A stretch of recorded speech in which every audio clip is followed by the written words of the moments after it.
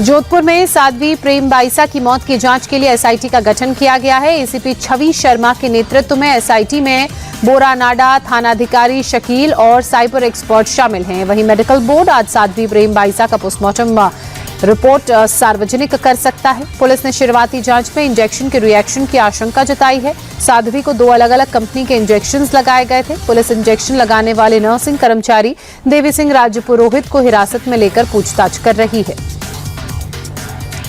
पिछले साल सितंबर में बरेली में हुई हिंसा और दंगे भड़काने की साजिश को लेकर जांच में एफएसएल रिपोर्ट में बड़ा खुलासा हुआ है।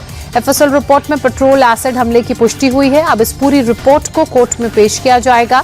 ऐसे में अब हिंसा के मुख्य आरोपी मौलाना तौकीर रजा की मुश्किलें बढ़ सकती हैं। आपको बता दें कि बिना अनुमति के 26 सितंबर को तौकीर रजा ने विरोध प्रदर्शन बुलाया और फिर जुमे की नमाज के बाद हिंसा भड़क गई। पुलिस वालों पर पथराव हुआ, पेट्रोल और एसिड से हमला किया गया।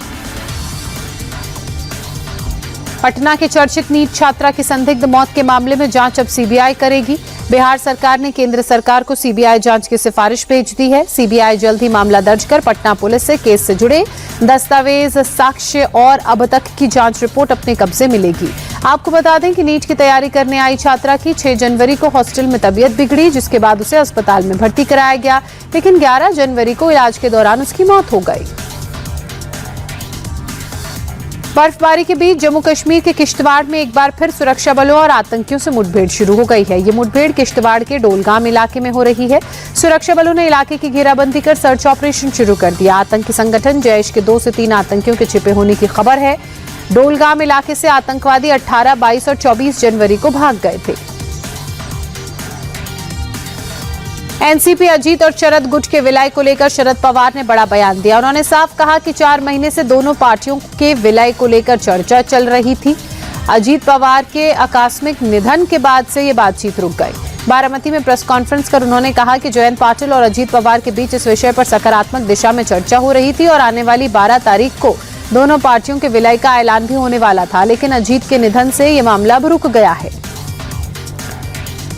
पवार फैमिली में एक बार फिर से दूरियां बढ़ती नजर आ रही हैं। सुनेत्रा पवार के उप मुख्यमंत्री बनने को लेकर शरद पवार ने बड़ा बयान दिया। उन्होंने कहा कि उन्हें इस बात की कोई जानकारी नहीं है। अजीत पवार के अस्थि विसर्जन तक वो हमारे साथ थी, लेकिन डिप्टी सीएम को लेकर कोई बात नहीं हुई। फैमिली के सूत्रों के मुताबिक सुनेत्रा के इतनी जल्दी शपथ लेने के फैसले से शरद पवार नाराज हैं। परिवार कुछ दिन के इंतजार के पक्ष में था। सुनेत्रा पवार को महाराष्ट्र का डिप्टी सीएम बनाए जाने के सवाल पर देवेंद्र फडणवीस ने सहमति जताते हुए कहा, जो भी फैसला लेना होगा वो एनसीपी लेगी। हम सरकार और बीजेपी के तौर पर एनसीपी के साथ मजबूती से खड़े रहेंगे। अभी मैं बस इतना कह सकता हूं कि चाहे अजीत पवार का परिवार हो या एनसीपी, हम पूरी तरह से उनके साथ हैं। वो लोग जो भी फैसला लेंगे हम उन्हें सपोर्ट करेंगे। महाराष्ट्र की पहली महिला डेप्यूटी चीफ मिनिस्टर बनने जा रही सुनेत्रा पवार ने 2024 में सक्रिय राजनीति में कदम रखा और बारामती लोकसभा सीट से चुनाव लड़ा। इस चुनाव में उन्हें अपनी नंद सुप्रिया सुले से हार का सामना करना पड़ा। हालांकि कुछ महीनों बाद पार्टी ने उन्हें राज्यसभा भेजा। 2023 से पहले तक वो राजनीतिक माहौल में रही, मगर एक्टिव पॉलिटिक्स से दूर थी। आपको बता दें कि उनका मायका राजनीति में सक्रिय है। सुनेत्रा के पिता स्थानीय नेता थे और उनके भाई भी कई राजनीतिक पदों पर रह चुके हैं। भारत और न्यूजीलैंड के बीच T20 सीरीज का 5वां और आखिरी मुकाबला आज तिरुवनंतपुरम में खेला जाएगा। शाम 7 बजे दोनों टीमों की टक्कर होगी। तिरुवनंतपुरम में टीम इंडिया का T20 में बेहतर रिकॉर्ड रहा है। भारत ने वहां खेले 4 मैचों में से 3 में जीत दर्ज की है। एक मैच में भारत को हार मिली। 5 मैचों की T20 सीरीज में भारत पहले से ही जीत दर्ज कर चुका है। अब एक आखिरी मैच जो तिरुवनंतपुरम में होगा वो महज औपचारिकता है। T20 वर्ल्ड कप में बांग्लादेश के बॉयकॉट पर पहली बार श्रीलंका ने अपनी चुप्पी तोड़ी। इस मामले में श्रीलंका क्रिकेट के सचिव बंदुला दिसनायके ने अपने देश का स्टैंड क्लियर किया। बंदुला दिसानायके के मुताबिक श्रीलंका किसी भी क्षेत्रीय विवाद का हिस्सा नहीं बनना चाहता। भारत, पाकिस्तान और बांग्लादेश के बीच चल रहे विवादों में हम तटस्थ भूमिका में होंगे। श्रीलंका क्रिकेट के सचिव ने कहा, अगर भविष्य में किसी देश की ओर से अनुरोध आता है तो श्रीलंका किसी भी टूर्नामेंट की मेजबानी के लिए तैयार रहेगा। सोने चांदी के दाम में बड़ी गिरावट दर्ज की गई है। चांदी की कीमत में 1,06,092 रुपए की कमी आई है, जिसके बाद 1 किलो चांदी का दाम 2,91,000 1922 रुपए हो गया है। वहीं 24 कैरेट सोने के दाम में भी बड़ी गिरावट दर्ज हुई है। एक ही दिन में सोने के दाम करीब 20,000 रुपए तक कम हो गए हैं, जिसके बाद 10 ग्राम सोने का भाव 1,49,075 रुपए हो गया। 1 फरवरी को पेश होने वाले आम बजट में सरकार सोने चांदी को लेकर देश को बड़ी राहत दे सकती है। रिपोर्ट्स की माने तो वित्त मंत्री निर्मला सीतारमण आम बजट में सोना, चांदी और इस पर लगने वाली कस्टम ड्यूटी को कम करने का ऐलान कर सकती हैं। अभी सोने चांदी पर 6% कस्टम ड्यूटी लगती है, जिसे घटाकर 4% किया जा सकता है। सरकार अगर ये फैसला लेती है तो आम नागरिकों को बड़ी राहत मिलेगी, जिसके बाद सोना करीब 3,000 और चांदी करीब 6,000 रुपए तक और सस्ती हो जाएगी। 1 फरवरी से नई कार, जीप या वैन लेने वाले लोगों को बड़ी राहत मिल सकती है। National highway authority of India ने जानकारी दी है कि फास्टैग जारी करते समय अब KYV की जरूरत नहीं होगी।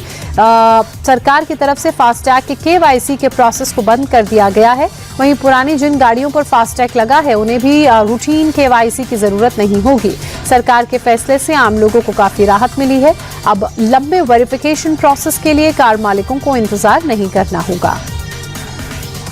निसान कंपनी जल्द ही भारत में 7 सीटर ग्रेवाइट कार को लॉन्च कर सकती है।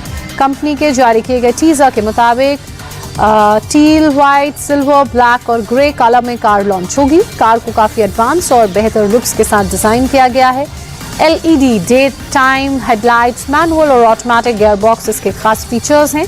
निसान की कार में डिजिटल ड्राइवर डिस्प्ले, स्टीयरिंग पर कंट्रोल बटन मौजूद रहेंगे। ग्रेवाइट की डिलीवरी मार्च 2026 तक शुरू होने की उम्मीद है। bespoke AI wind free AC के 23 नए मॉडल्स लॉन्च किए गए हैं। कंपनी ने ये मॉडल्स सीरीज में 4 स्टार AC कैटेगरी में शामिल किए हैं। Advance AI technology, premium design के साथ AC को मार्केट में उतारा गया है। यूजर्स के मुताबिक AC कमरे को ठंडा करेगा। कंपनी ने यह भी दावा किया है कि टेक्नोलॉजी के चलते AC 30% बिजली भी बचाएगा। एयर कंडीशनर की शुरुआती कीमत 32,490 रुपए है। वहीं ऑनलाइन प्लेटफॉर्म्स पर भी इसे खरीदा जा सकता है। Realme GT8 Pro phone market में धूम मचाने के लिए तैयार है। 200 मेगापिक्सल मेन कैमरा और 32 मेगापिक्सल सेल्फी कैमरा के साथ फोन पेश है।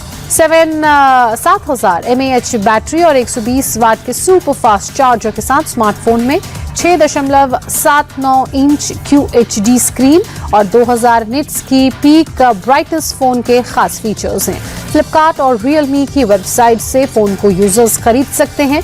वहीं फोन की शुरुआती कीमत 72,999 रुपए है।